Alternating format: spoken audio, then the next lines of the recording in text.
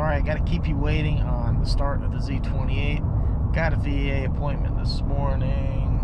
The wife's taking me over here. We're going to do a little bit of shopping, so I think maybe we're going to go a little bit old school like the vlogs and do some of the little funny filming and cut the music. We'll see. Try and make it interesting. Anyhow, got to get to my appointment.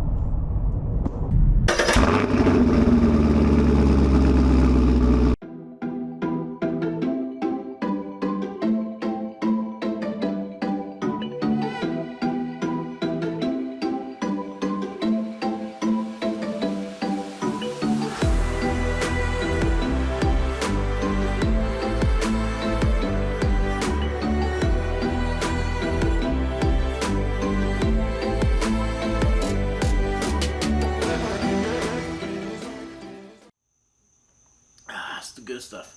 Alright everyone, if you're new here, I'm L to the W. I'm a car fanatic, a coffee fanatic. I have an RV, we go camping, we do everything cars, coffee, life on this channel. I really appreciate you help this veteran out, grow his channel by doing a couple things. It's absolutely free of charge and no obligation involved. Go ahead and leave a thumbs up, leave a comment, and go ahead and subscribe to the channel. All those there help YouTube see interaction and help recommend the channel, and we can help grow this channel, and we can do more projects like Project Z28 here. So my last video where I left off, we had problems again with this car. Spark plugs were fouled out. So I've been going back and forth with the email today with Brian at Tune Performance. He's my tuner, great guy.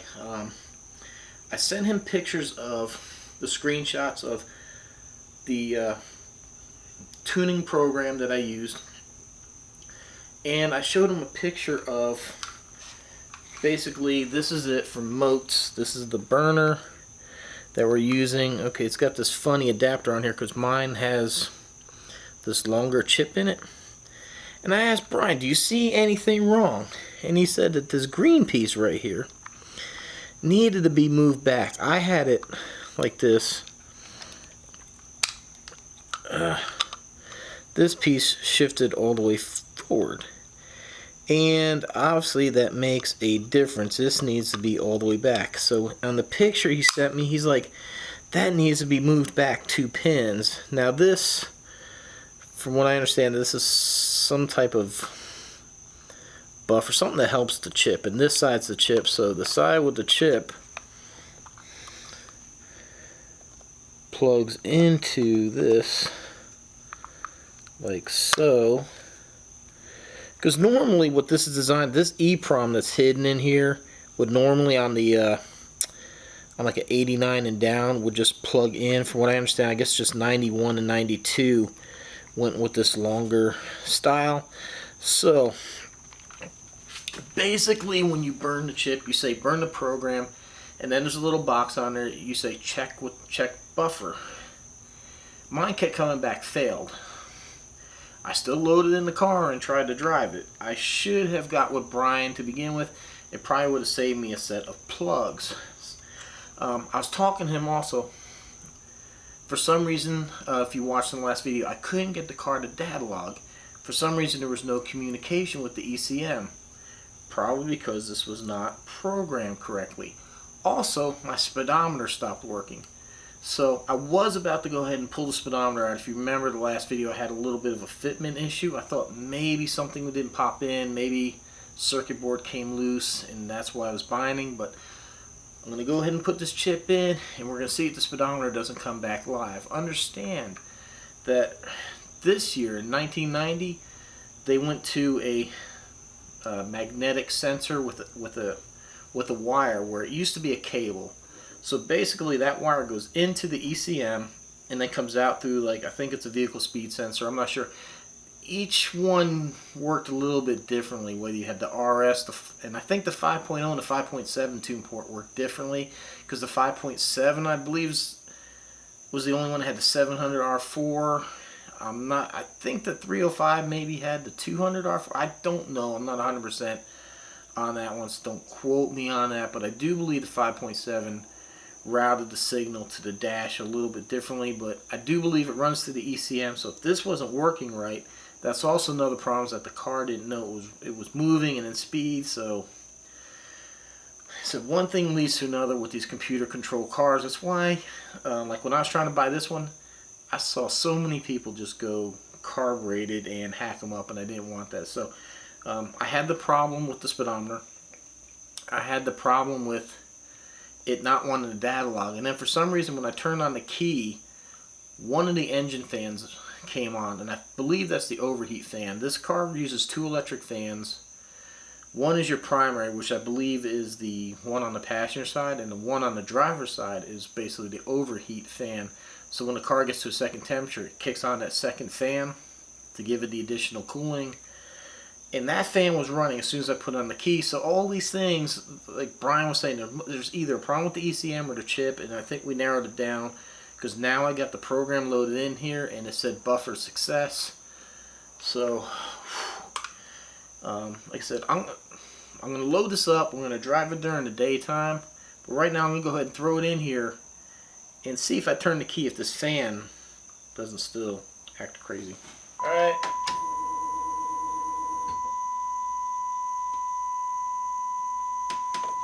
Oh, no fan. Fan's not running.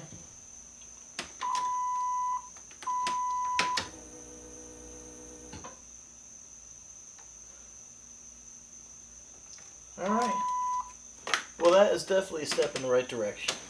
I'm not sure if the laptop will talk to the car if it's not running. I think it will. I think I did it before, but right now I'm actually uploading video. So that's something I got coming on. One company, they already gave me a drone and a little neat remote controlled jet ski. They sent me another drone, nice little camera drone, so I did a review on it, and I actually got that uploading right now, so I can't bring my computer out here. So that video will probably be out before this one. And then in the future too, I also have one more upgrade I'm going to do to the RV. I'm not sure how many people are into the motorhome RV stuff. Hopefully you are. Hopefully you're interested. But I got one more little project, one little more upgrade that I'm going to do to it. And then that should be it for a while. That was one thing I had planned. I kind of ran into a problem. My black tank that holds, you know, the brown stuff comes down and it tapers. So I'm trying to put a sensor on there that kind of tapes, and it uses like a sonar kind of signal to read accurately how much stuff is in that tank. And then we have a gray tank that holds like the dishwater and shower and all that. And then you have a freshwater tank. So there's 3 holding tanks in these vehicles. And the way they come from the factory is there's just like 3 little wires in there, so it tells you it's 1/3, 2/3, or then it just tells you it's full. So you go from 2/3 to full, and then you're kind of like in panic mode, or your water will read that you're 1/3, and then it says empty. So these things will tell you, you know, that you're at 5%, 10. The only thing is that it's supposed to be on a flat surface, and like I said, mine kind of zigzags in. I'm just going to roll it. I'm going to put it on and see how well, if it doesn't act up on that zigzag. There's no way. Basically I have like 3 inches here, 3 inches here. The strips that glue on need to be a minimum of 4 inches. So, what you gonna do? So let's roll over to the workbench. I got something I want to show you. That's the man right there, tuneperformance.org. And don't forget, right up here, man, check it out, my Grand National. Thank you, Josh. Alright, so you guys remember my other beautiful red car, my Aussie. I did a video a while back. I started getting a wheel bearing noise coming from the back, and I read some stuff on the GTO forums that like, hey, take the bearing out.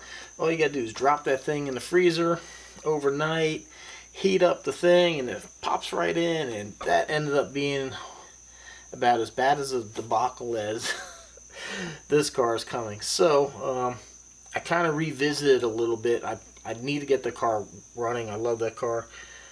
And a matter of fact, I had the old spindle I was going to show you. And a matter of fact, I'm still trying to find. I bought 2 bearings to fix that car, and I cannot find either one. But I do have the GM manual for the car, and it calls for certain specialized parts. I just went out on a whim and went to eBay, and sure enough, I found a dealership that was closing down selling tools. I got the exact parts, the Kenmore, not Kenmore like Sears, but Ken, first name, last name, Moore, the exact parts they call for. And this is the bearing splitter. This thing is absolutely massive. Let me show you. I still got the old bearing, which I question where the hell the other one went, but this thing was stuck on there like you wouldn't believe. So you need something this large to remove the bearing. So that was the first thing I made a mistake on, and I don't know where it went. There's a hub with the lug nuts and a shaft, and it has the splines that go into the half shaft. I could not get this bearing off, or I couldn't get the spindle to come out of the car, so I took a hammer and I started hitting those threads, and I actually had the nut on there, and it just ended up bending it. It just destroyed the whole thing, which was a very expensive mistake. I ended up having to buy a whole spindle from Harbor Freight, or not Harbor Freight, Rock Auto. So this was what was supposed to take that off. Now, also on that list was, oh man, all that came out. Anyhow, these tools here, this is, they say this is supposed to go into a vise and hold that whole big control arm. Now, I'm not sure if that's exactly how this works, but I mean, look at this tool. There's not a mark on it. This thing definitely has not been wrenched into any kind of vise.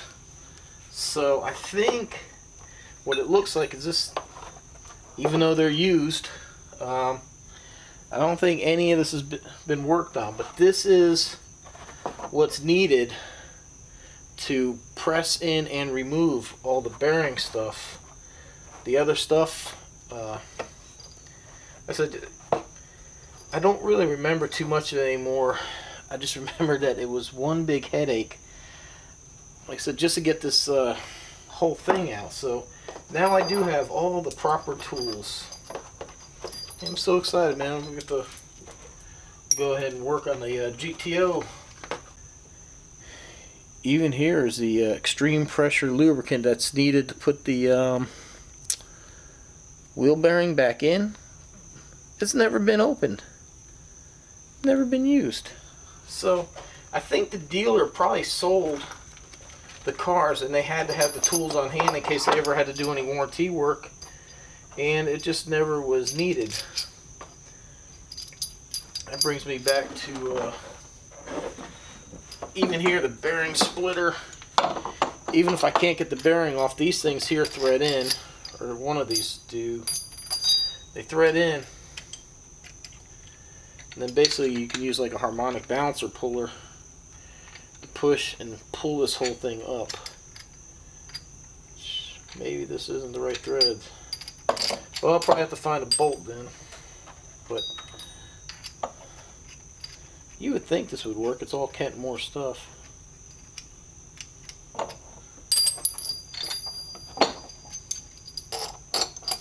Obviously not. Like I said, I had the manual, and I know something like this thing bolts into a vise, and then like this thing bolts on, and then like this thing drives through and ends up pushing, something like that. Like I said, it's hard to sit here and explain all that, but yes, I actually got a legit, from a dealership, toolkit to go ahead and fix the GTO, man. I'm freaking excited about this. Oh, that's why this stuff should go here.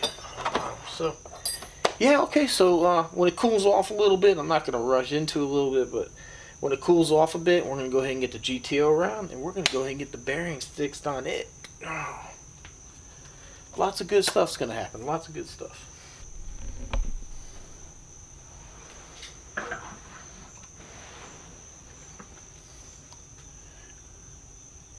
And I forgot to mention, hopefully if this tune works and everything seems like it's going right, if I need to, I wasn't going to use it because it's got brand new fuel injectors, but this stuff here, BG44K, this is what the dealerships use when they do a fuel injection service. If I need to, I'll go ahead and throw this in the tank, and that should clean up some of the carbon deposits on these spark plugs. These are the ones I took out. I think they look a little bit worse than the one I took out today, I'm hoping, but that's kind of like my game plan to avoid putting new spark plugs in. Hopefully if the car runs good and we get it and it's running good, the plugs will kind of clean themselves a little bit with a nice clean ignition burn. And if I need to, I'll throw that fuel injection cleaner in there, and that should help clean up the spark plugs, because it's going to be in the fuel ignite, and that's what it's designed to do, clean the valves, injectors, and all that, which I really don't need because they're brand new heads and brand new injectors. So that's the game plan. Hopefully I'd rather do that than replace the spark plugs again. Alright, now we'll go. I can't believe my memory card was full. Luckily I had the laptop in the car because I was data logging, but you guys missed the drive here. Before I left the house, I put that can of BG44 fuel injector cleaner in here. Went ahead and run it full strength to go ahead and give it like a sudden shock to the system and get it cleaned out. Car ran great here, man. I'll tell you what, ran great. Idle's doing good. It's a little high.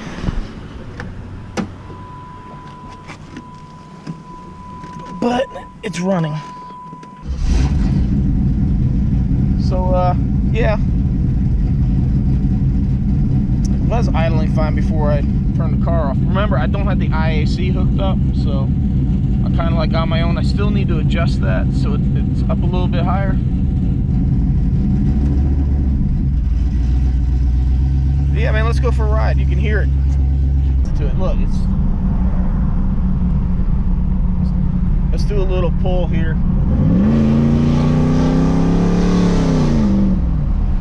So if this is actually my second tune. I went back to the earlier tune that was a little less aggressive. I think we're gonna get this now, because you hear there's no popping, there's nothing going on anymore. Hear it?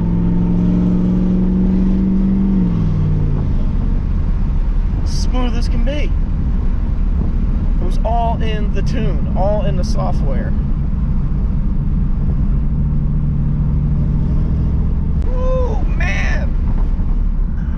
Oh, I don't want to say anything before, but I think we got it, man. I got a good data log for Brian. I started in the garage when I started the car up, and drove to the gas station, so that way he could see what the car's doing on a cold start and everything, and we could try to dial this thing in.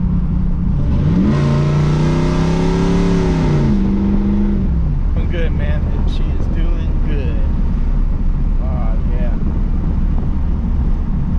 Alright, right now I'm back in my neighborhood. This is where the car always struggled, was like idling and doing this slow drive. It would always just pop. Oh no, she's doing good. Alright, so now we're just gonna work with Brian at Tune Performance and get this thing dialed in.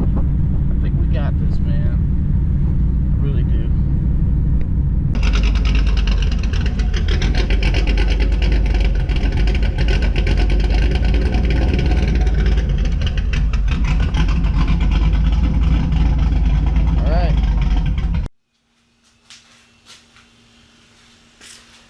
Alright everyone, it's time to go ahead and wrap up the vlog. I want to start by apologizing to a few people if I seem short in my responses to you.